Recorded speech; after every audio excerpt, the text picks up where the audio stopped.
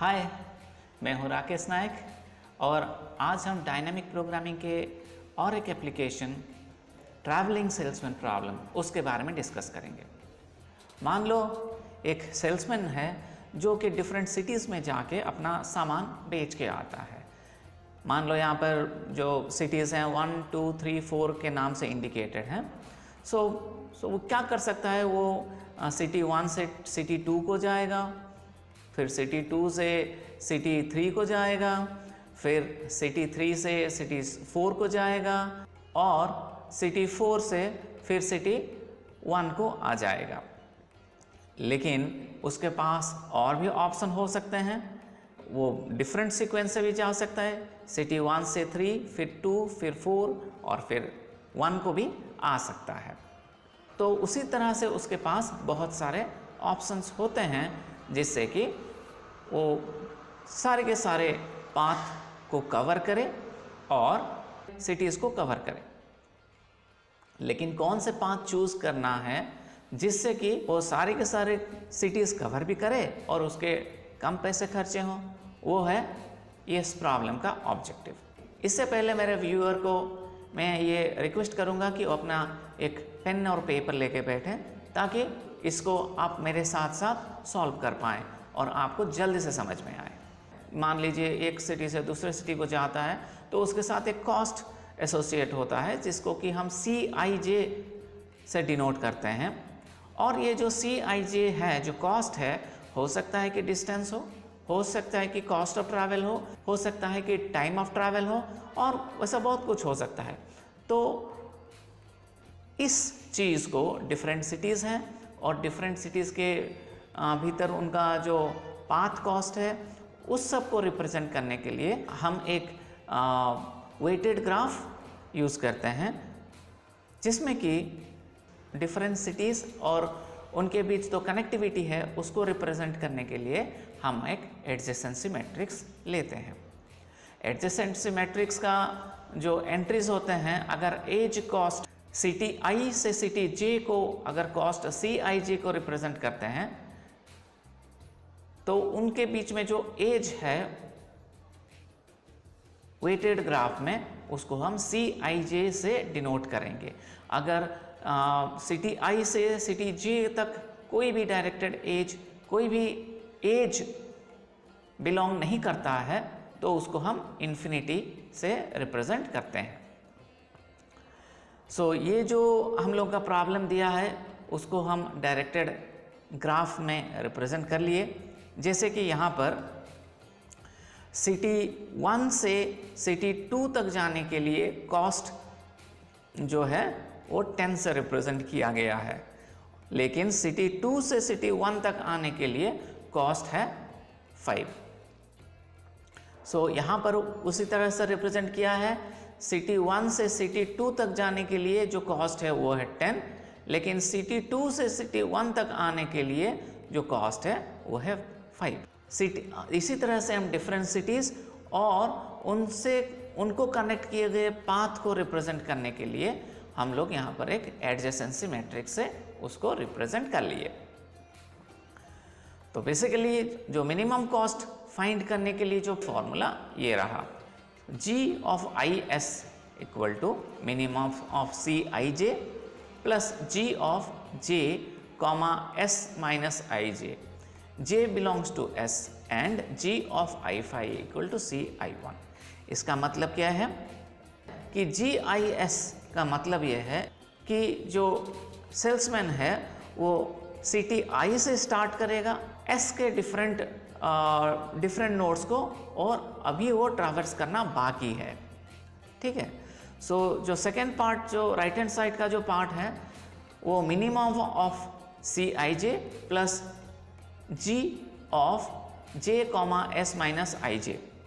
इसका मतलब ये हुआ कि CIJ मतलब कॉस्ट ऑफ I से J का जो एज है उसका कॉस्ट, और जो मिनिमम लिए हैं इसका मतलब ये हुआ कि जो इंटरमीडिएट नोड्स हैं वर्टेक्स J ऑलरेडी ट्रैवर्स कर चुके हैं और हमको जो है S माइनस J वर्टिसेस और ट्रैवर्स करना है J को स्टार्टिंग पॉइंट मानकर। चलिए उसी एक एग्जाम्पल से सॉल्व करते हैं। चलिए, तो ये जो इंसिडेंट मैट्रिक्स हमको ये दिया है और हम ये फॉर्मूला अप्लाई करने वाले हैं। लेकिन उससे पहले ये जो फर्स्ट वाले फॉर्मूला है G of I5 equal to C of I1, उसको अप्लाई करेंगे। G of 1,5, G of 2,5, G of 3,5 ये वैल्यू को निकालेंगे जो कि C1, 1, C2, 1, C3, 1, C4, 1 जिसका की वैल्यू 0, 5 और 6 और 8 हमको मिला, जो कि जो एडजेसेंस मैट्रिक्स है उसका फर्स्ट कॉलम का वैल्यूज। अभी हम ये जो second part of the formula है उसको अप्लाई करेंगे। चलिए S इक्वल टू 1 लेते हैं। इसका मतलब हमको अभी और एक वर्टेक्स को ही कवर करना है। इसका मतलब क्या है? इसका मतलब ये जो हम लोग कवर करने वाले हैं, जो सेट ऑफ वर्टिसेस कवर करने वाले हैं, उसमें खाली एक ही एलिमेंट है। इसका मतलब ये प्रॉब्लम स्टार्ट करने से पहले एक एजम्पशन लेते हैं, जो कि सेल्समैन जो है या फिर सेल्स पर्सन जो है वो वर्टेक्स 1 से शुरू कर रहा है और वो वर्टेक्स 2 को जा रहा है। वर्टेक्स 2 में पहुंचने के बाद आइदर वो वर्टेक्स 3 में जाएगा या फिर वर्टेक्स 4 में जाएगा। तो उसको रिप्रेजेंट करने के लिए G of 2, 3 या फिर G of 2, 4 हम उसको सॉल्व करेंगे। इसका मतलब क्या हुआ? उसको अगर मैथमेटिकल हम रिप्रेजेंट करेंगे, मॉड S इक्वल टू 1 अगर लेंगे, फर्स्ट 2 इक्वेशन में G of 2, 3 और G of 2, 4 को हम फाइंड करेंगे। सिमिलरली अगर वो वर्टेक्स 1 से वर्टेक्स 2 को ना जाके वर्टेक्स 3 को जाए, वर्टेक्स 3 में पहुंचने के बाद वो आइदर वर्टेक्स 2 में आएगा या फिर वर्टेक्स 4 में जाएगा।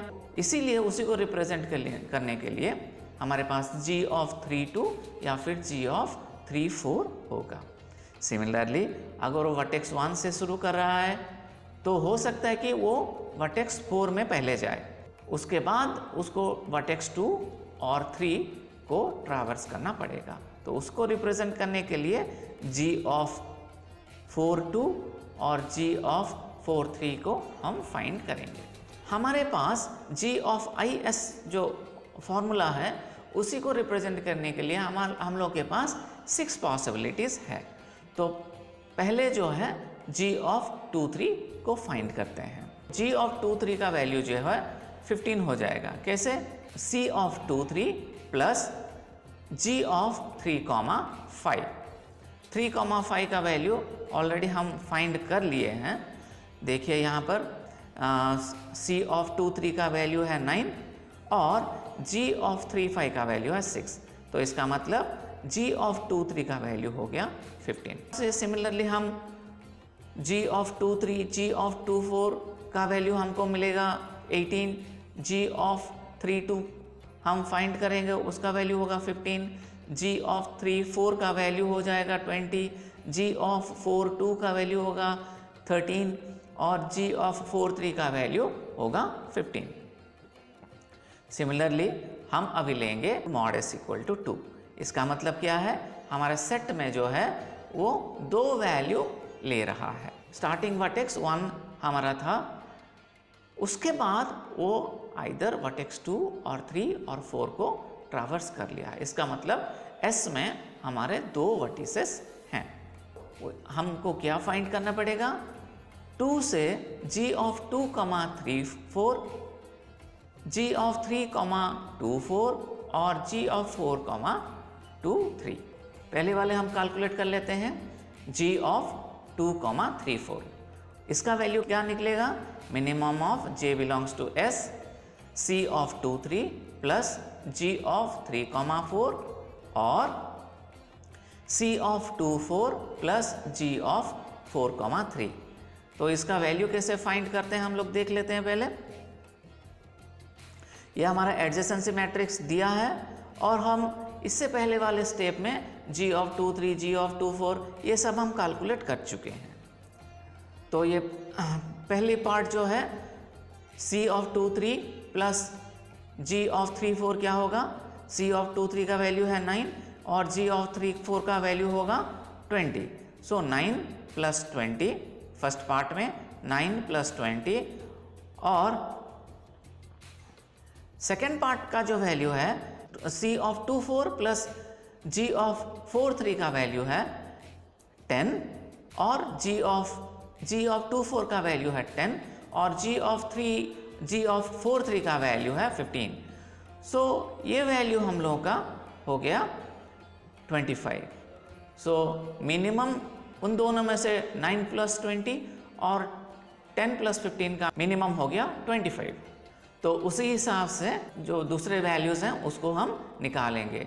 जी ऑफ 2 3 4 का वैल्यू तो हम निकाल चुके हैं। सिमिलरली जी ऑफ 3 2 4 का वैल्यू हम निकालेंगे जिसका वैल्यू हो जाएगा 25 और जी ऑफ 4 2 3 का वैल्यू हम निकालेंगे जिसका वैल्यू हो जाएगा 23। तो अभी हम क्या करेंगे, मॉड एस इक्वल टू 3 लेंगे। इसका मतलब क्या है, अभी हम फाइंड करेंगे मॉड एस इक्वल टू 3।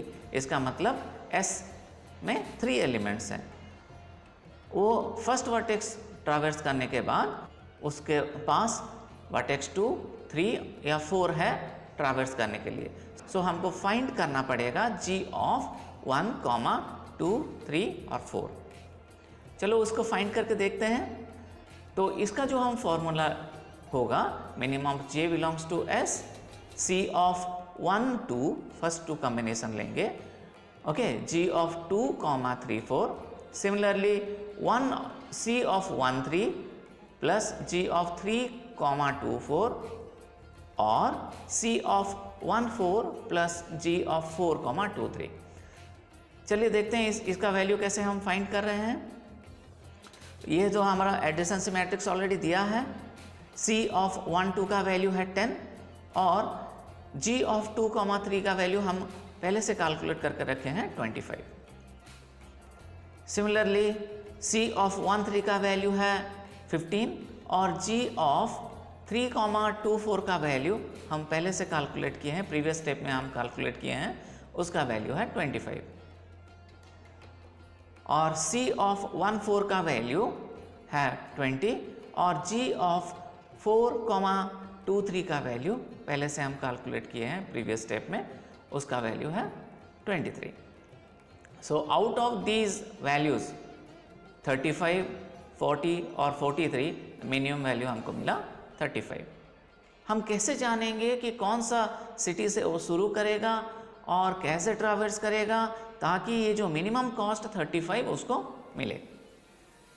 सो 35 हमको कहाँ से मिला, ये फर्स्ट पार्ट से मिला, मतलब सी ऑफ 1 2 प्लस जी ऑफ 2 3 4 से मिला। सी ऑफ 1 2 का वैल्यू तो हमको पता है 10, इसका मतलब वो वर्टेक्स 1 से वर्टेक्स 2 को पहले ट्रैवर्स करेगा और जो वैल्यू है जी ऑफ 2 3 4 उसको फिर हम एक्सप्लोर करेंगे। उसको हम तो कैलकुलेट कर चुके हैं ना, तो उसी वैल्यू का हम लेंगे जी ऑफ 2 3 4। उसका वैल्यू हम कितना फाइंड किए थे 25। 25 कहाँ से आया, 25 जो है सेकेंड पार्ट से आया जो कि C of 2 4 plus G of 4 3। So G of 2 4 का वैल्यू है 10। इसका मतलब वो सिटी 2 से फिर 4 को ट्रैवर्स करेगा जिसका कॉस्ट होगा 10। अभी जी ऑफ 4 3 का वैल्यू हम वो भी कैलकुलेट कर चुके हैं, उसको भी एक्सप्लोर करते हैं। जी ऑफ 4 3 का वैल्यू जो हम कैलकुलेट किए थे उसका वैल्यू था 15। सो 15 कहाँ से मिला हमको, C of 4 3 plus G of 3 5। C of 4 3 का वैल्यू क्या है, सी ऑफ 4 3 का वैल्यू है 9 और उसके बाद जी ऑफ 3 5। जी ऑफ 3 5 का वैल्यू हम भी कैलकुलेट किए हैं जिसका वैल्यू है 6 और उसके बाद जो स्टार्टिंग वर्टेक्स 1 में वो आ जाएगा। सो इसी हिसाब से हमारा टोटल कॉस्ट जो मिलेगा हमको मिलेगा 35।